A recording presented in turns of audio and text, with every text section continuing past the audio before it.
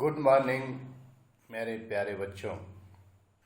जैसा कि कल मैंने आप लोगों को पढ़ाया था, मानव की प्राथमिक क्रियाएं, द्वितीयक क्रियाएं, तृतीयक क्रियाएं और चतुर्थक क्रियाएं से संबंधित विस्तृत कौन सी क्रिया किसमें संबंधित है और उन क्रियाओं में सम्मिलित लोगों को क्या नाम दिया गया है। अब जब हम विश्व परिदृश्य की बात करते हैं तो उन क्रियाओं में सम्मिलित लोगों की बात जब हम करते हैं तब हमारा मन मस्तिष्क ये जाता है कि प्राथमिक क्रिया, द्वितीय क्रिया, तृतीय क्रिया, चतुर्थक क्रिया, पंचम क्रिया, इन क्रियाओं को करने वाले लोग किस प्रकार के बस्ती में रहते होंगे। तो मैं आप लोगों को ले चल रहा हूं मानव बस्ती की तरफ। तो अगला अध्याय है मानव बस्ती। गांव में आप लोग रहते हैं, अच्छी तरीके से जानते हैं, और गांव में आप लोग अपना नामकरण करते हैं।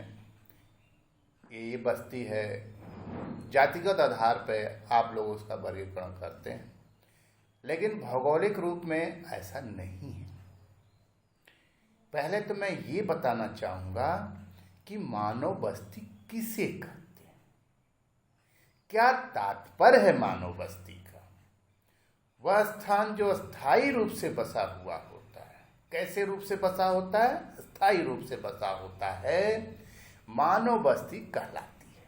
क्या कहलाती है? मानव बस्ती कहलाती है। अथवा किसी भी आकार और प्रकार के घरों का समूह जिसमें मनुष्य निवास करते हैं, मानव बस्ती कहलाती है। ग्राम, नगर तथा शहर प्रमुख मानव बस्तियां हैं। किसी भी प्रदेश में बस्तियों का स्वरूप मनुष्य एवं पर्यावरण के संबंधों को दर्शाता है। बस्तियों का स्वरूप किसके संबंध को दर्शाता है? मनुष्य एवं पर्यावरण के संबंध को दर्शाता है। मानव बस्तियों का हम अध्ययन आवास भूगोल के अंतर्गत करते हैं। किसके अंतर्गत करते हैं? आवास भूगोल। मानव बस्ती का अध्ययन क्या कहलाता है? आवास भूगोल कहलाता है। अब बस्तियों के प्रकार कैसे? सिर्फ आप देखें हैं ना, ये आम का सीजन चल रहा, लंगड़ा आम, दशहरी आम, चौसा आम, तरह तरह के आम का आप साइज देख रहे हैं। तो इनके आकृति, आकार, गुणवत्ता, इन सब के कारणों से इनका नामकरण हुआ है। उसी प्रकार से बस्तियों के भी प्रकार हैं। मैं थोड़ा सा रिक्रिएशन पार्ट की तरफ ले गया आप लोगों को। अब मैं ले चल रहा हूँ बस्तियों के प्रकार की तरफ। आकार के आधार पर बस्तियों का विभाजन निम्न प्रकार किया जाता है: संहत बस्ती और प्रकीर्ण बस्ती। ऐसी बस्ती, संहत बस्ती कैसी है? ऐसी बस्तियों में मकान एक दूसरे के पास बनाए जाते हैं। कहाँ बनाए जाते हैं? पास बनाए जाते हैं। इनका विकास नदी घाटियों तथा उपजाऊ मैदानों में होता है। इनका व्यवसाय लगभग समान होता है। ये लोग समूह में रहते हैं, ग्रुप में रहते हैं। अब आता है प्रकीर्ण बस्ती। कैसी बस्ती? प्रकीर्ण बस्ती। ये बस्तियां पर्वतीय क्षेत्रों, उच्च भूमियों अथवा शुष्क तथा अर्ध शुष्क मरुस्थलों में पाई जाती है। कहाँ कहाँ पाई जाती है? पर्वतीय क्षेत्र, उच्च भूमि क्षेत्र, शुष्क क्षेत्र और अर्ध शुष्क मरुस्थल में पाई जाती है। पूजा स्थल तथा बाजार इन बस्तियों को एक दूसरे से जोड़ते हैं। कौन जोड़ता है इनको? पूजा स्थल तथा बाजार इन बस्तियों को एक दूसरे से जोड़ते हैं। एक दूसरे से जोड़ने का तात्पर्य क्या हुआ कि इसमें जो बस्तियां बनी हैं, दूर दूर बनी हैं, तो बाजार में जब आते हैं तब वो जुड़े रहते हैं, मंदिर में आते हैं। इस प्रकार बस्ती दो प्रकार की होगी, संहत बस्ती और प्रकीर्ण बस्ती। अब मैं ले चल रहा हूं आप लोगों को ग्रामीण बस्ती की तरफ कि ग्रामीण बस्ती किसे कहते हैं और इसकी समस्याएं क्या है। ग्रामीण बस्ती के निवासी अपने जीवन काल के लिए प्रत्यक्ष रूप से भूमि पर निर्भर रहते हैं। किस पर निर्भर रहते हैं? डायरेक्ट रूप से भूमि पर निर्भर रहते हैं। ग्रामीण बस्तियों के लोग मुख्य रूप से कृषि, पशुपालन तथा मछली पालन जैसे प्राथमिक क्रियाओं में संलग्न होते हैं। अब देखिए, जो मैंने आपको पहले पढ़ाया था ना, प्राथमिक क्रिया, तो ग्रामीण बस्ती में कौन सी क्रिया होती है? प्राथमिक क्रिया होती है। और इसमें जुड़े लोग श्रमिक जो होते हैं उनको लाल श्रमिक कहते हैं। इन बस्तियों का आकार छोटा होता है। संसार में विकासशील देशों की ग्रामीण बस्तियों संबंधित समस्याएं क्या है? अब मैं इस पे प्रकाश डालूंगा कि ये जो विकासशील देश है, भारत, पाकिस्तान, बांग्लादेश, श्रीलंका, चाइना, और यहाँ की जो ग्रामीण बस्तियां उनकी समस्याएं क्या है? आप लोग गांव में रहते हैं, अच्छी तरीके से समस्याओं से अवगत हैं, लेकिन उसका मैं यहाँ पर विस्तृत रूप आपको बताना चाहूंगा। सबसे पहले वहां पर क्या समस्या आती? जल की समस्या। विकासशील देशों की ग्रामीण बस्तियों में जल की आपूर्ति संतोषजनक नहीं पाई जाती है। पर्वतीय तथा शुष्क क्षेत्रों में ग्रामवासियों को लंबी दूरियों का सामना करना पड़ता है। जल में अशुद्धियां पाई जाती हैं, जिससे हैजा व पीलिया जैसे जल जनित अन्य बीमारियां फैल जाती हैं। सिंचाई सुविधा की कमी के कारण कृषि कार्य प्रभावित होते हैं। इसके अतिरिक्त दक्षिणी एशिया के देश बाढ़ एवं सूखे से भी ग्रस्त रहते हैं। ये ग्रामीण समस्याएं, गांव की समस्याएं हैं। ग्रामीण बस्तियों जो रह रहे हैं, जो गांव का परिवेश है, विकासशील देशों में पहली समस्या जल की समस्या। अब आती है दूसरी समस्या, जन सुविधाओं का अभाव। किसका अभाव? जन सुविधाओं का अभाव। ग्रामीण बस्तियों में शौच घर या कूड़े कचरे के निष्कासन की उचित व्यवस्था नहीं पाई जाती। फलस्वरूप ग्रामीण क्षेत्र में स्वास्थ्य समस्याएं व्याप्त होती, साथ ही अधिक जनसंख्या के पाए जाने के कारण स्वास्थ्य एवं शिक्षा संबंधी व्यवस्थाओं की भी कमी पाई जाती है। अब आता आवासीय व्यवस्था की कमी। ग्रामीण क्षेत्रों में मकानों की रूपरेखा एवं उसमें प्रयुक्त सामग्रियां प्रत्येक प्रदेश में भिन्न भिन्न पाई जाती हैं। मकान मिट्टी एवं लकड़ी के छप्पर वाले होते हैं। ऐसे घरों को वर्षा एवं बाढ़ के समय नुकसान पहुंचता है। जैसा देख रहे हैं, जो ग्रामीण बस्तियां थीं, उड़ीसा, पश्चिमी बंगाल, बिहार, झारखंड, अभी यास चक्रवात आया है, किस तरह की तबाही मचाया है वहां। ऐसे घरों को वर्षा एवं बाढ़ के समय नुकसान पहुंचता है। साथ ही इनके सुंदर रखरखाव की भी उचित व्यवस्था नहीं होती है। आवासीय व्यवस्था ऐसी होती है जिसमें तापमान संतुलन की उचित व्यवस्था की कमी होती है। मकानों में मनुष्य के साथ पशु भी रहते हैं। ग्रामीण परिवेश की मैं बात कर रहा हूं। आप लोग इसका ज्वलंत उदाहरण है जो लोग गांव में रहते हैं। परिवहन एवं संचार का अभाव। ग्रामीण क्षेत्रों में पक्की सड़कों का अभाव पाया जाता है। वर्षा के समय कच्ची सड़कें टूट जाती हैं, जिससे परिवहन बाधित होता है तथा आसपास के क्षेत्रों से संपर्क टूट जाता है। यही समस्या संचार के क्षेत्र में भी देखी जाती है, क्योंकि गांव में आधुनिक संचार साधनों का अभाव पाया जाता है। लेकिन अब थोड़ा बहुत ज़्यादा परिवर्तन आ गया। शहरों का जैसे जैसे विकास हुआ है, गांव का भी विकास हुआ है। अब वो समस्याएं धीरे धीरे समाप्त हो रही हैं। अब आता है नगरीय बस्तियों की क्या समस्या। तो गांव की समस्या थी जल की समस्या, जन सुविधाओं का अभाव, आवासीय व्यवस्था की कमी, परिवहन एवं संचार का अभाव। अब विकासशील देशों में नगरीय बस्तियों क्या समस्या। जो शहर में रह रहे हैं, वहाँ जो बस्तियाँ हैं, वहाँ जो आपके अधिवास हैं जो बनाए गए हैं, उनकी क्या समस्या। विकसित देशों की अपेक्षा विकासशील देशों में नगरीय बस्तियों की समस्याओं में अंतर पाया जाता है। जो विकासशील देश है, मैं इसके संदर्भ में बताना चाह रहा हूं। विकासशील देशों में लोग रोजगार तथा नागरिक सुविधाओं के लिए, किसके लिए, नागरिक सुविधाओं के लिए किस पे डिपेंड करते हैं।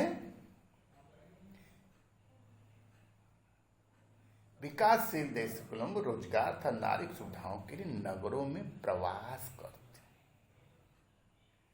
किंतु विकासशील देशों में नगर अनियमित है। इसके कारण भीड़ की स्थिति उत्पन्न हो जाती है। नगरों में भीड़ है। सबसे ज्यादा भीड़ किस, मैं भारत के संदर्भ में जानना चाहूंगा, किसमें है। दिल्ली, बॉम्बे। विकासशील देशों की आधारभूत संरचना का अभाव पाया जाता है, जिससे गंदी बस्तियों में वृद्धि होती है। परिणाम स्वरूप नगरों की जनसंख्या का बड़ा भाग गंदी बस्तियों में निवास करता है। अनाधिकृत बस्तियों में निवास करता है। गंदी बस्तियों बहुत बड़ा भाग शहरों में। भारत के अधिकांश मिलियन सिटी के निवासी अवैध बस्तियों में रहते हैं, जो लगभग 25% है, जिसमें वृद्धि भी हुई है। नगरीय जनसंख्या का 60% भाग एशिया पैसिफिक के देशों में अनाधिकृत बस्तियों में निवास करता है। नगरीय बस्तियों की और सारी समस्याएं आर्थिक समस्याएं। नगरीय क्षेत्रों में ग्रामीण और छोटे क्षेत्रों की अपेक्षा रोजगार की अधिकता पाई जाती है, जिससे कुशल तथा अकुशल श्रमिकों के प्रवास से जनसंख्या में वृद्धि हो जाती है। अब तीसरी समस्या आती सामाजिक सांस्कृतिक समस्याएं। विकासशील देशों के नगरों में शिक्षा एवं स्वास्थ्य का स्तर निम्न पाया जाता है। साथ ही लोग सामाजिक कुरीतियों से ग्रस्त होते हैं। पर्याप्त वित्तीय संसाधनों के अभाव के कारण अधिकांश लोग आधारभूत आवश्यकताओं की पूर्ति भी नहीं कर पाते। फलतः बेरोजगारी और शिक्षा की कमी से नगरों में अपराध की संख्या अधिक पाई जाती है। देखिए, नई चीज निकल के आ रही है।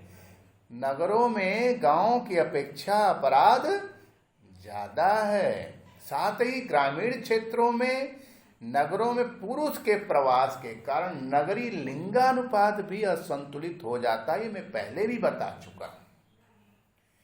पर्यावरण संबंधी समस्याएं क्या आती हैं। विकासशील देशों में नगरों में पीने योग्य जल का अभाव होता है। इसके अतिरिक्त घरेलू तथा औद्योगिक उपयोग के लिए जल उपलब्ध होना कठिन होता है। विशाल जनसंख्या के आवास के लिए कंक्रीट के घर बनाए जाते हैं, जिससे उष्म द्वीप का निर्माण होता है, हीट आइसलैंड। जब किसी नगर में आसपास के क्षेत्रों में तापमान या उष्मा अधिक हो जाती है, तो उसे हम लोग क्या कहते हैं, उष्म द्वीप कहते हैं, हीट आइसलैंड कहते हैं। विकासशील देशों में नगरों में पीने योग्य जल का अभाव होता है। इसके अतिरिक्त घरेलू तथा औद्योगिक उपयोग के लिए जल उपलब्ध होना कठिन होता है। विशाल जनसंख्या के आवास के लिए कंक्रीट के घर बनाए जाते हैं, जिससे हम लोग क्या करते हैं, उष्म द्वीप कहते हैं। नगरों में अवशिष्ट निस्तारण तथा मलमूत्र के निष्कासन की उचित व्यवस्था का अभाव पाया जाता है, जिससे अस्वास्थ्यकर दशाएं उत्पन्न होती हैं। साथ ही घरेलू तथा औद्योगिक कार्यों में परंपरागत ईंधन का उपयोग किया जाता है, जिससे वायु प्रदूषण होता है। ये सारी समस्याएं नगरीय बस्तियों में देखने को मिलती हैं। इस प्रकार बस्ती किसे कहते हैं, कितने प्रकार की होती हैं, ग्रामीण नगरीय बस्तियों में किन किन समस्याओं का सामना करना पड़ता है, इस पे मैंने सारे बच्चों को ये बात बताई। अब मैं मोटिवेशनल बात तो शब्द कहना चाहूँगा। कोरोना महामारी के चलते आज ये व्यवस्था जो हम लोगों को और आप लोगों को मिली है,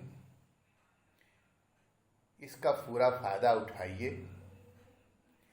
इसका ज्वलंत उदाहरण मैं महाभारत काल से आपको देना चाहूँगा कि महाभारत काल में एकलव्य गुरु द्रोण जी के पास जाते हैं। द्रोणाचार्य जी बहुत अच्छे धनुर्धर थे,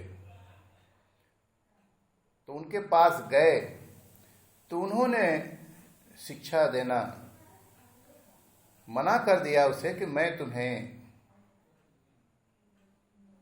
शिक्षा नहीं दे पाऊंगा, क्योंकि मैं केवल राजकुमारों को शिक्षा देता हूं। तो महाभारत कालीन ऐसी परंपरा थी, लेकिन आज की ये परंपरा नहीं है। तो जब महाभारत कालीन परंपरा में एकलव्य को गुरु द्रोण ने शिक्षा नहीं दिया, गुरु द्रोण ने जब शिक्षा नहीं दिया तो एकलव्य ने उनको गुरु मन ही मन मान लिया था। मन मस्तिष्क में मिट्टी का मूर्ति बनाता है और मूर्ति को सामने रख कर अपनी वो धनुष बाण चलाना सीखता है और बहुत बड़ा धनुर्धर होता है। एक बार पांडव गए थे कुत्तों के साथ, तो एक बार भौंकने भी इतने तीर उसके मुंह में छोड़ा कि दोबारा वो भौंकना की क्रिया नहीं कर पाया, नहीं भौंक सका। तो एकलव्य जो था महाभारत काल में ही वो ऑनलाइन शिक्षा ग्रहण कर रहा था, यानी मन मस्तिष्क में गुरु को बैठाया और अपनी शिक्षा व्यवस्था उसने दुरुस्त कर रखी और एक कुशल धनुर्धर हुआ। उसके बाद जब गुरु द्रोण के पास आता है, गुरु द्रोण उन्हें अंगूठा देते हैं, अंगूठा मांग लेते हैं, दे देता है, तो वहां भी उसकी त्याग की भावना दिखाई देती है, जबकि गुरु द्रोण ने शिक्षा नहीं दिया था, लेकिन मन ही मन मान लिया था और ऑनलाइन शिक्षा उसने ग्रहण किया, केवल मूर्ति बना ली। तो ये जो ऑनलाइन शिक्षा की व्यवस्था आप लोगों को मिली है, तो इसका पूरा फायदा उठाइए और एकलव्य जैसा धनुर्धर बनिए।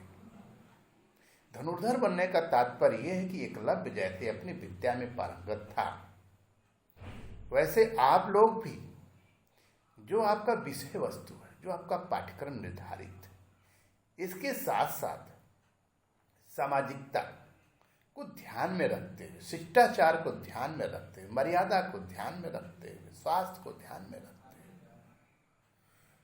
हर पहलुओं को ध्यान में रखते हुए एकलव्य बनने की कोशिश करें। हालांकि ऐसा नहीं है कि आज के गुरु शिक्षा नहीं दे, सभी गुरु लगे हुए हैं, सभी लोग पढ़ा रहे हैं, सभी विषयों को पढ़ाया जा रहा है और अच्छे से पढ़ाया जा रहा है।